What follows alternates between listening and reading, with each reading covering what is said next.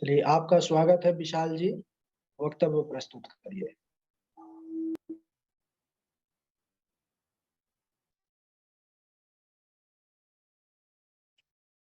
हरि ओम। स्वस्ति श्री गणेशाय नमः। अस्मद्गुरुभ्यो नमः। अस्मत्परम गुरुभ्यो नमः। अस्मत्सर्वगुरुभ्यो नमः। श्री राधा कृष्णाभ्यां नमः। श्रीमते रामानुजाय नमः। लंबोदरम वरम सुंदरेकदंतम पीतांबरम त्रिनयनम परमं पवित्रम्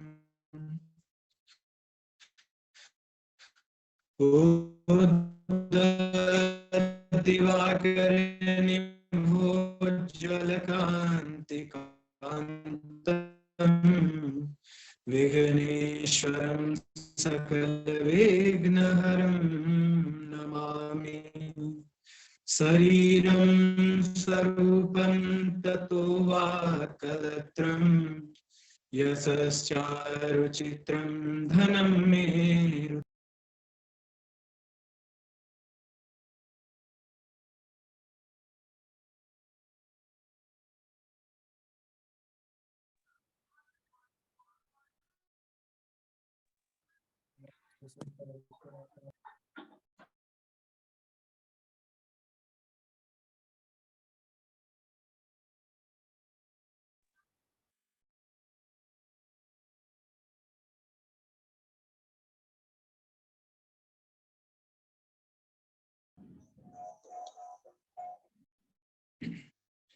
जयतु देवो देवकी नंदनोऽयं। जयतु कृष्णो वृष्णिवंश प्रदीपः। जयतु मेघश्यामलः कोमलांगः। जयतु पृथ्वी भारनासो मुकुंद। कृष्ण त्वदीय पद पंकज पंजरान्ते अद्यैव मे विशतु मानस राजहंस। प्राण प्रयाण समये कफवात पित्तये कंठावरोधन विधौ स्मरणं कुतस्ते। बर्हापीडं नटवर वपुः कर्णयोः कर्णिकारं बिभ्रदवाशः कनककपिशं वैजयन्तीं च मालाम्। रन्ध्रानवेनोरधरसुधया पूरयन् गोपवृन्दे वृन्दारण्यं स्वपदरमणं प्राविशद्गीतकीर्ति। करारविन्दे न पदारविन्दं मुखारविन्दे विनवेशयन्तम्। वटयपत्रस्य पुटशयानं बालं मुकुन्दं मनसा स्मरामि। रामाय रामभद्राय रामचन्द्राय वेदसे रघुनाथाय नाथाय सीताया पतये नमः। जय जय हे राधारमण जय जय नवल किशोर।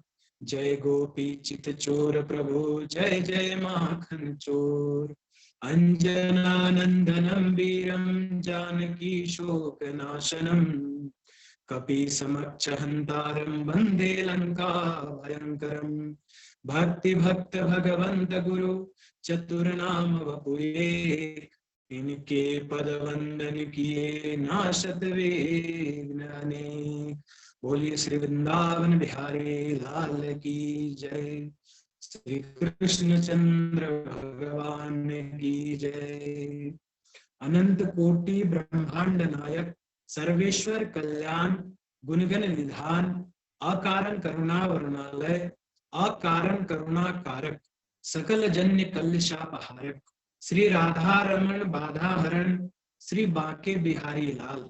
उनका यह शब्दमय वांग्मय विग्रह परम पावन हंसों के इस पावन संहिता श्रीमद् भागवत महापुराण को कोटि कोटि नमन कोटि कोटि प्रणाम। उनकी आह्लादिनी शक्ति प्राणप्रिया जगदीश्वरी भास्वती बृखभानु दुलारी श्री राधा रानी जी के चरण कमल पर इस दास का बारंबार प्रणाम, नतमस्तक वंदन एवं समुपस्थित सभी भक्तजन, भक्तिमयी माता एवं भगनी बंधु बांधवों को मेरा बारंबार प्रणाम एवं गुरुदेव जी महाराज के चरणों में साष्टांग दंडवत प्रणाम। यह राधा माधव की अनंत कृपा करुणा ही है कि उन्हीं की कृपा करुणा से हम सभी इस श्रीमद् भागवत महापुराण का नित्य प्रति अवगाहन। तो हम मानवों की क्या गति कि हमारे मुख से श्री ठाकुर जी के विषय में एक शब्द भी निकले। यह श्री राधा रानी के, श्री ठाकुर जी की अहेतु की कृपा करुणा ही है कि हम सभी इस श्रीमद् भागवत को सीख रहे हैं, पढ़ रहे हैं, नित्य प्रति अवगाहन करते हैं। आज का प्रसंग श्रीमद् भागवत महापुराण का प्राकट्य एवं नारद जी के चरित्र के विषय में रहेगा। सर्वप्रथम हम सभी भगवान के उन 24 अवतारों के बारे में जानेंगे। वे 24 अवतार कौन से हैं कि सर्वप्रथम भगवान ने सनकादिक ऋषि के रूप में प्रथम अवतार लिया। सनक, सनंदन, सनातन और सनत कुमार, इन 4 ऋषियों को सनकादिक ऋषि कहा जाता है। इनके रूप में भगवान का प्रथम अवतार हुआ। दूसरा अवतार भगवान वाराह के रूप में लेते हैं। तीसरा अवतार देवर्षि नारद के रूप में। चतुर्थ अवतार भगवान का नर नारायण के रूप में होता है। पंचम अवतार कपिल भगवान के रूप में भगवान अवतरित होते हैं। छठवां अवतार दत्तात्रेय के रूप में, 7वां यज्ञ के रूप में, 8वां वे ऋषभ देव जी के रूप में अवतरित होते हैं। 9वां अवतार भगवान का पृथु के रूप में, 10वां मत्स्य के रूप में भगवान अवतरित होते हैं। 11वां अवतार भगवान का कच्छप के रूप में होता है। 12वां अवतार भगवान का धन्वंतरी जी के रूप में। 13वां अवतार मोहिनी के रूप में। 14वां अवतार भगवान का नरसिंह रूप के में होता है। 15वां अवतार भगवान का वामन के रूप में। 16वें अवतार में वे परशुराम जी के स्वरूप में वे प्रकट होते हैं, अवतरित होते हैं। 17वां अवतार उनका वेद व्यास जी के रूप में होता है। 18वां अवतार वे श्री राम के रूप में लेते हैं। 19वां अवतार उनका बलराम जी के रूप में होता है। 20वें अवतार में वे श्री कृष्ण के रूप में प्रकट होते हैं, अवतरित होते हैं। 21वां अवतार उनका हरि के रूप में होता है। 22वें अवतार में वे हंस के रूप में प्रकट होते हैं। 23वें में वे बुद्ध के रूप में, और 24वां अवतार उनका कलयुग में उनका कल्कि भगवान के रूप में उनका अवतार होगा। विष्णु यश ब्राह्मण के रूप में वे जब इस धराधाम पर बहुत ही पाप जब बढ़ जाएगा, तब भगवान सभी प्राणियों पर कृपा करने एवं यवनों का संहार करने भगवान इस धराधाम पर कल्कि के रूप में अवतरित होंगे। श्रीमद् भागवत में सौनकादिक ऋषि सूत जी से प्रश्न करते हैं कि कस्मिन् युगे प्रवृत्तेयं स्थाने वा केन हेतुना कुतः संचोदितः कृष्णः कृतवान् संगीता मुनिः। श्री सौनक जी, सौनकादिक ऋषि सूत जी से प्रश्न करते हैं कि श्रीमद् भागवत महापुराण का निर्माण वेद व्यास जी ने किस युग में किया, किस स्थान पर किया और किस कारण से किया। श्री सूत जी उत्तर देते हैं कि द्वापरे समनु प्राप्ते तृतीय युग पर्यये जातः पराशरद योगी वासव्याम कलया हरे, कि हे सौनक जी, तीसरे युग द्वापर में महर्षि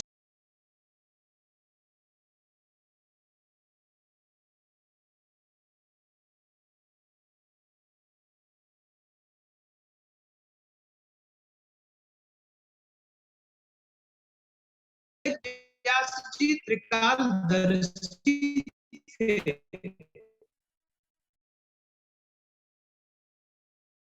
उन्होंने जब भविष्य पर दृष्टि डाली तो देखा कि कलयुग के प्राणी कम बुद्धि वाले, कम आयु वाले, भाग्यविहीन और वे आलसी होंगे। तो हम 4 भाग किए, ऋग्वेद, यजुर्वेद, सामवेद और अथर्ववेद। उन्होंने अपने शिष्य जैमिनी को सामवेद, महर्षि वैन को यजुर्वेद और सुमंत ऋषि को अथर्ववेद प्रदान किया। इतना करने के बाद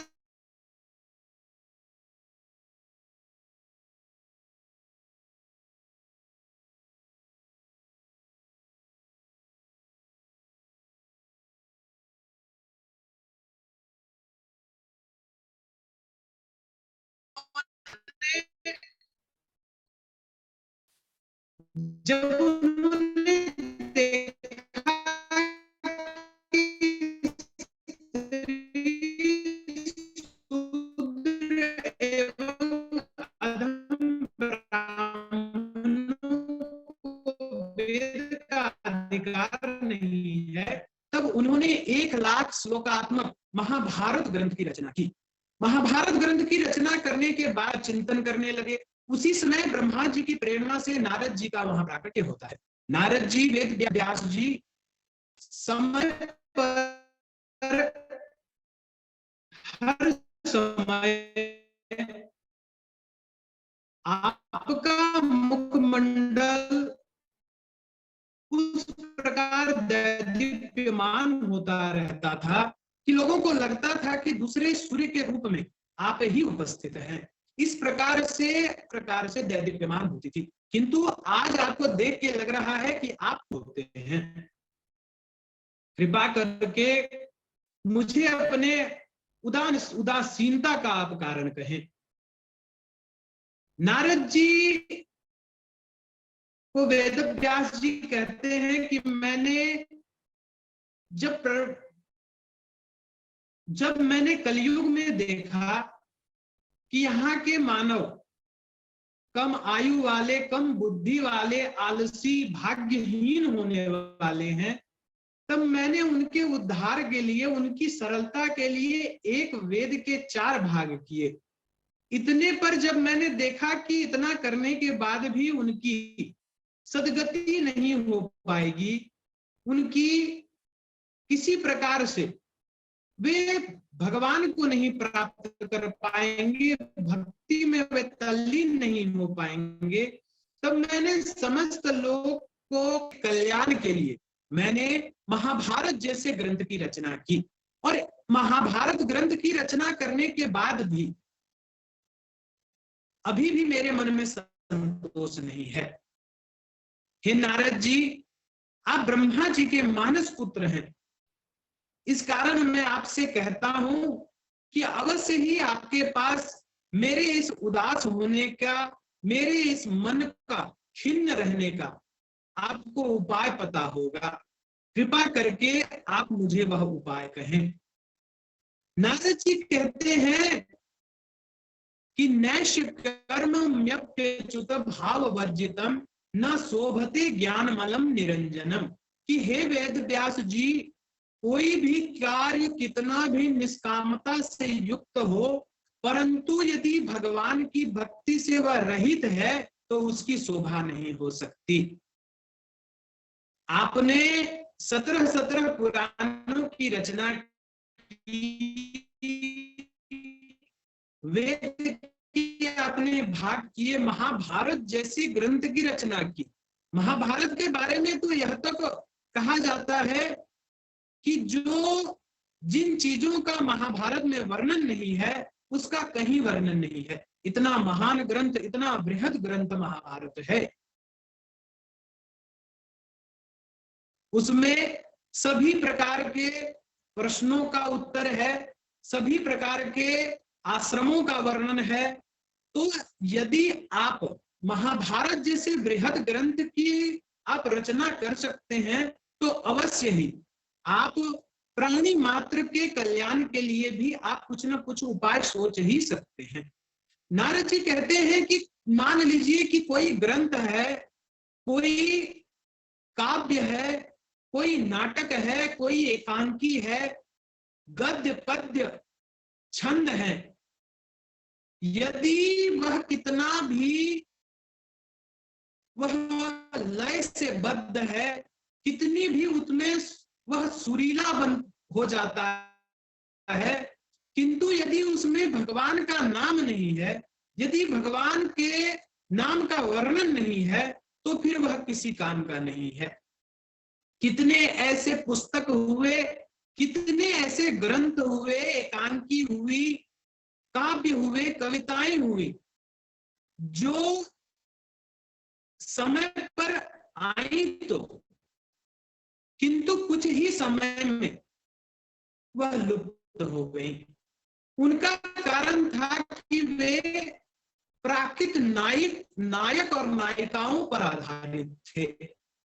परंतु ऐसे भी ग्रंथ हुए, ऐसे भी काव्य हुए, एकांकी हुई, ऐसे भी कई कविताएं हैं जिनमें कोई विशेष लय नहीं है, जिनमें कोई विशेष उस प्रकार से कोई राग पर आधारित नहीं है, परंतु जिनमें भगवान का नाम का स्मरण किया गया, जिनमें भगवान का वर्णन किया गया है, वे आज भी ऋषि मुनियों के द्वारा, भगवान के भक्तों के द्वारा वे सुप्रतिष्ठित हैं। तो हे वेद व्यास जी, आपने इतने पुराणों में तपस्या, तीर्थाटन आदि न जाने धर्म, अर्थ काम मोक्ष सभी का आपने वर्णन किया, किंतु आपने ऐसे एक भी पुराण की रचना नहीं की जिसमें भगवान ठाकुर जी के, श्री हरि के आद्योपांत उनके लीलाओं का, उनके समस्त चरित्रों का जिसमें विस्तृत रूप में वर्णन हो। हे वेद व्यास जी, आपने इतने पुराण बनाए, उप पुराण की रचना की, किंतु भगवान का तो उसमें स्मरण किया गया, किंतु थोड़े भाग में ही। तो हे वेद व्यास जी, आप कृपा करें और समस्त प्राणियों के कल्याण के लिए आप ऐसे एक पुराण की रचना करें जिसमें भगवान के अवतरण से लेकर उनके स्वर्ग गमन, अपने वैकुंठ गमन तक का जिसमें वर्णन किया गया हो। नारद जी कहते हैं कि हे वेद व्यास जी, इस भगवान के नाम का कितनी बड़ी महिमा है, भगवान भागवत की कितनी बड़ी महिमा है, इसका मैं उदाहरण आपको क्या दूं, जबकि इसका सबसे बड़ा उदाहरण तो मैं ही हूं। वस्तुतः ऋषि, महर्षि, महात्मा अपनी जीवनी को इसलिए नहीं कहते हैं कि उनका नाम हो, वे तो भगवान की और महत्ता बढ़ाने के लिए, भागवत की महत्ता बढ़ाने के लिए वे अपना चरित्र कहा करते हैं। नारद जी वेद व्यास जी को अपना चरित्र सुनाते हैं कि मैं पूर्व जन्म में एक दासी का पुत्र था। दुर्भाग्य से बाल्यकाल में ही मेरे पिता का स्वर्गवास हो गया था। पिता के स्वर्गवास हो जाने के बाद मेरी माता अन्य घरों के, अन्य गृहों के सभी कार्य करके अपना और मेरा लालन पालन किया करती थी। मेरी माता, मैं अवस्था में बालक था, तो मेरी माता जिन घरों में गृह कार्य किया करती थी, वे कभी कभी मुझे भी अपने साथ ले जाया करती थी। सौभाग्य से मेरी माता एक ब्राह्मण के घर में चूल्हा चौकी गौ सेवा आदि किया करती थी। मैं अवस्था में बालक था तो मैं उनके साथ ही चला गया। एक समय की बात है कि उन ब्राह्मण के घर में कुछ वेद पाठी ब्राह्मणों का आगमन हुआ, और जब वे वेद पाठी ब्राह्मण आए तो उन महात्मा ने, उन ब्राह्मण ने उनको अपने यहाँ चातुर्मास के लिए रोक लिया। वे वेद पाठी ब्राह्मण चातुर्मास करने लगे, और जब वे भगवान के नाम का संकीर्तन करते, भगवान के नाम का उपदेश देते, भगवान नाम का स्मरण सबको कराया करते, तो मैं भी बड़े ध्यान से उनके समक्ष बैठने लगा। धीरे धीरे भगवान के नाम में मेरी रुचि हो गई। भगवान की कथा सुनते सुनते मैं भगवान में ही कहीं खो जाने लगा। कभी कभी तो भगवान की जब वहां पर चर्चा चलती तो मेरी तो अवस्था इस प्रकार हो जाती थी कि मेरे नेत्र से अश्रु की धारा बहती रहती थी। इतना बड़ा प्रभाव मुझ पर भगवान के नाम का पड़ा। नारद जी बताते हैं कि मुझ में कुछ लक्षण थे वेद व्यास जी, जिसके कारण उन महात्माओं ने, उन ब्राह्मणों ने मुझ पर कृपा की। पहला तो मैं बालक था किंतु मुझ में चंचलता का अभाव था, मैं गंभीर था। बालक होते भी हुए भी मैं बहुत गंभीर रहता था। दूसरा लक्षण नारद जी बताते हैं कि मैं जितेंद्रिय था। बालक होते हुए भी मुझे अपने इंद्रियों को अपने वश में करना आता था। तीसरा लक्षण बताते हैं नारद जी कि मैं जितना हो सकता था उतना कम बोलता था। जब भी कोई कुछ प्रश्न करता मैं तभी उसका उत्तर दिया करता था। बहुत ज्यादा बोलने का लक्षण मुझ में नहीं था। वस्तुतः जो ज्यादा बोलते हैं वो कहीं ना कहीं तो गलती करते ही हैं। वे संत की अवहेलना कर देते हैं, भगवान की अवहेलना कर देते हैं, क्योंकि बोलते बोलते उनको यह भान नहीं रहता कि वे क्या बोल रहे हैं। नारद जी वेद व्यास जी को कहते हैं कि संत तो तुल्यदर्शी होते हैं, वे तो सभी पर कृपा करते हैं। गुरुजन, संत, महात्मा, वे तो सभी पर एक प्रकार से ही वे सब पर कृपा करते हैं। किंतु शिष्य में भिन्नता होने के कारण किसी शिष्य में उनकी प्रभुता, उनकी महत्ता, उनका ज्ञान कुछ अधिक दिख पड़ता है और किन्हीं शिष्यों में कम। नारद जी कहते हैं कि एक तरफ कोयला है और एक तरफ हीरा है। यदि हीरे के ऊपर प्रकाश पड़ती है तो वह परावर्तित होकर वह चमकता है, किंतु यदि कोयले के ऊपर प्रकाश पड़ेगी तो उसमें तो वह सामर्थ्यता नहीं है। तो अतः संत महात्मा तुल्यदर्शी ही होते हैं, वे सब पर कृपा करते हैं। नारद जी अपनी जीवनी बताते हैं कि जब चातुर्मास खत्म हुआ, जब वे संत महात्मा वहां से जाने लगे तो मैं बड़ा विह्वल हो उठा, मुझसे वहां रहा नहीं गया।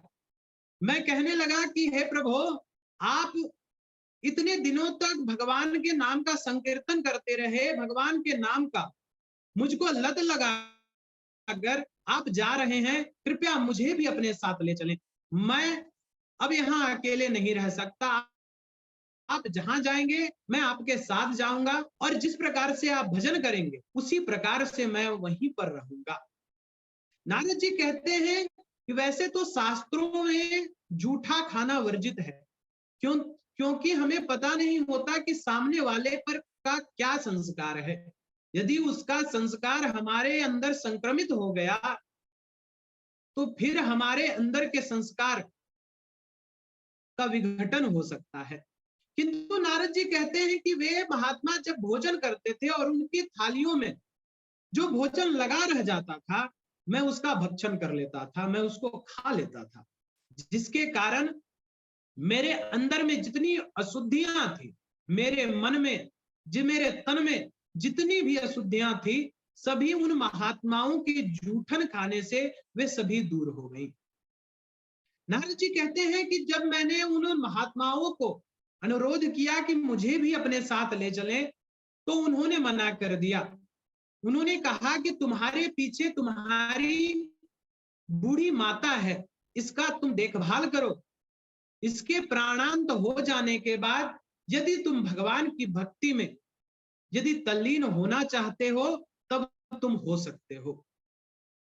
मैंने यह भगवान का प्रारब्ध माना और मैंने उन महात्माओं को प्रणाम किया और उनको वचन दिया कि मैं जब तक मेरी माता जीवित है मैं इसका अच्छी प्रकार से देखभाल करूंगा। उन महात्माओं ने मुझे भगवान के नाम का मंत्र दिया कि तुम भगवान के नाम का निरंतर जाप करना, इससे तुम्हें भगवत प्राप्ति में सुविधा होगी। उनको मंत्र दिया था कि नमो भगवते तुभ्यं वासुदेवाय धीमहि प्रद्युम्नाय निरुद्धाय नमः संकर्षणाय च। कुछ समय पश्चात नारद जी की माता को किसी सर्प ने काट लिया और उनकी मृत्यु हो गई। नारद जी ने इसे भी प्रारब्ध माना, भगवान का ही यह। उन्होंने भगवान को ही धन्यवाद दिया, कहा कि यह सब आपकी ही कृपा है, आप जो भी करते हैं वह भले के लिए करते हैं। अतः अंत्येष्टि क्रिया श्राद्ध आदि करने के बाद नारद जी उत्तर दिशा की ओर चले गए। घनघोर जंगल में जाकर उन्होंने तप किया। बहुत दिनों तक तप करने के बाद जब अत्यंत कठिन से कठिन मार्ग पर जाकर उन्होंने तप किया, सहसा एक दिन उन्हें लगा कि उनके समक्ष भगवान उपस्थित हो गए हैं। वे नेत्र खोलना चाहते थे किंतु उनके नेत्र नहीं खुले, केवल हृदय में वे उनको यह आभास हो रहा था कि भगवान प्रकट हुए हैं। जब उन्होंने नेत्र खोला तो वहां पर कुछ नहीं था। वे बड़े विह्वल हो गए, परेशान हो गए कि भगवान आप मुझे क्षणिक दर्शन देकर आप कहां चले गए। उसी समय आकाशवाणी हुई कि अभी तुम्हारा ज्ञान संपूर्ण नहीं हुआ है, अभी पक्वा कसायाणाम दुर्दशोहम कुयोगिनाम, कि जिनकी विषय वासना अभी निवृत्ति नहीं हुई है, ऐसे अधकचरे कुयोगियों को मेरा दर्शन हुआ नहीं करता। यह तो केवल तुम्हारे मन में भगवत दर्शन की अभिलाषा को उत्कृष्ट करने के लिए, जगाने के लिए हुआ था। तुम्हारा जब देहावसान हो जाएगा, जब तुम इस लोक से मुक्त हो जाओगे, तो पुनः जब तुम्हारा दर्शन, जब तुम्हारा जन्म होगा, तो तुम ब्रह्मा जी की गोद से प्रकट होगे और मेरे परम प्रिय पार्षद बनोगे। और इस आकाशवाणी को सुनकर नारद जी पुनः अपनी मृत्यु की प्रतीक्षा करते करते, जब तक उनको मृत्यु नहीं आई तब तक वे तपस्या में ही तल्लीन रहे। और अंत में भगवान नारायण के जब सोने की इच्छा हुई, तब ब्रह्मा जी के साथ उनके श्वास के द्वारा उनके हृदय में वे प्रविष्ट हो गए। और 1000 चतुर्युगी के पश्चात जब पुनः सृष्टि हुई तो वे ब्रह्मा जी के रूप में उत्पन्न हुए। और यह वीणा भी भगवान की ही दी हुई है, किसी कारीगर के बनाई हुई यह वीणा नहीं है जो नारद जी के पास है, कि देव दत्ता मिमाम वीणा, कि यह नारायण के द्वारा दी हुई यह वीणा है। और जिसे नारद जी बजाते हुए निरंतर उन्हीं के कीर्तन को करते हुए वे त्रिलोकी का विचरण किया करते हैं। इस प्रकार भगवान के नाम की महिमा कहकर देवर्षि नारद वहां से चले गए। यहाँ ब्रह्म नदी सरस्वती के पश्चिम तट में सम्यप्रास नामक आश्रम में वेद व्यास जी का मन भगवान में समाहित हुआ और परमहंसों की संहिता श्रीमद् भागवत महापुराण की रचना की।